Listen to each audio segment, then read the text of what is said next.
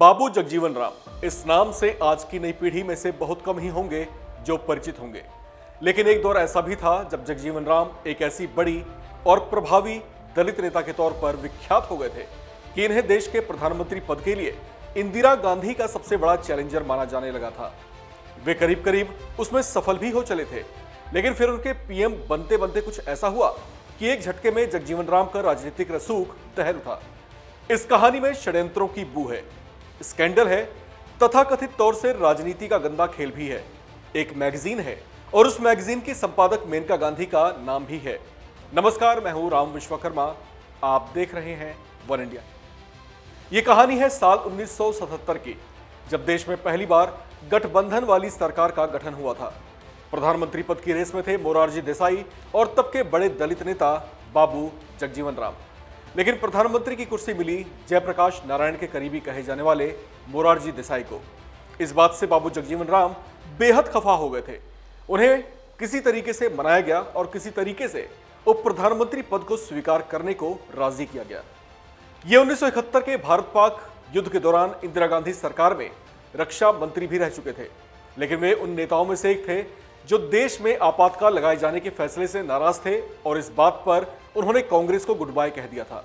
फिर जब 1977 के चुनाव हुए तो कांग्रेस को हार का सामना करना पड़ा और गठबंधन वाली सरकार का गठन हुआ तो उन्हें उप प्रधानमंत्री बनाया गया। लेकिन उनकी लालसा प्रधानमंत्री बनने की थी। उनकी जनता के बीच खूब अच्छी छवि थी, प्यार से उन्हें बाबूजी कहकर बुलाया जाता था। कहा जाता है कि उनकी ऐसी पॉपुलैरिटी की वजह से उन्हें पूर्व प्रधानमंत्री रही इंदिरा गांधी के लिए चुनौती की तरह देखा जाता था।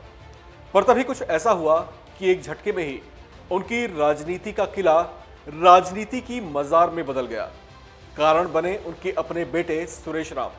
साल 1978 में एक मैगजीन में बाबू जगजीवन राम के बेटे की कुछ आपत्तिजनक तस्वीरें छपी। उन अंतरंग तस्वीरों में सुरेश राम के साथ एक कॉलेज की छात्रा भी थी जो दिल्ली यूनिवर्सिटी के एक कॉलेज में पढ़ा करती थी।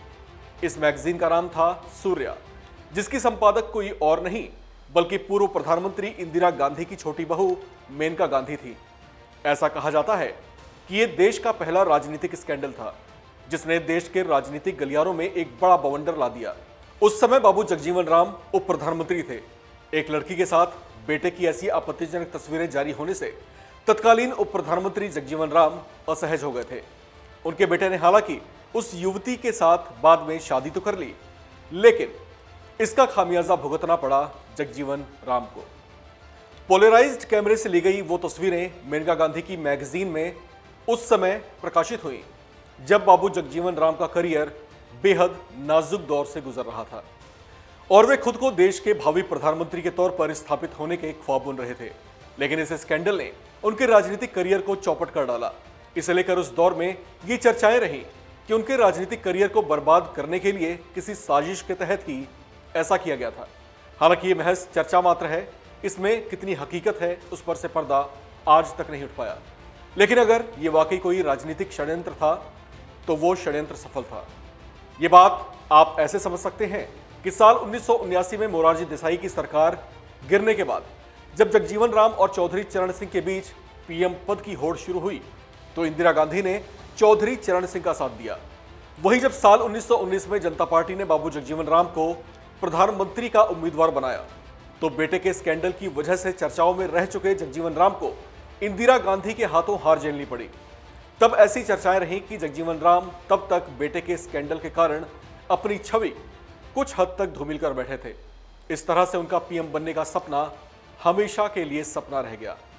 आपको ये जानकर ताज्जुब होगा कि बाबू जगजीवन राम राजनीति में इतना बड़ा कद रखते थे कि उनके नाम से 1936 से 1986 तक लगातार 50 साल तक सांसद बने रहने का वर्ल्ड रिकॉर्ड कायम है, जिसे आज तक कोई नहीं तोड़ पाया। इस खबर में फिलहाल इतना ही। बाकी अपडेट्स के लिए आप बने रहिए वन इंडिया के साथ।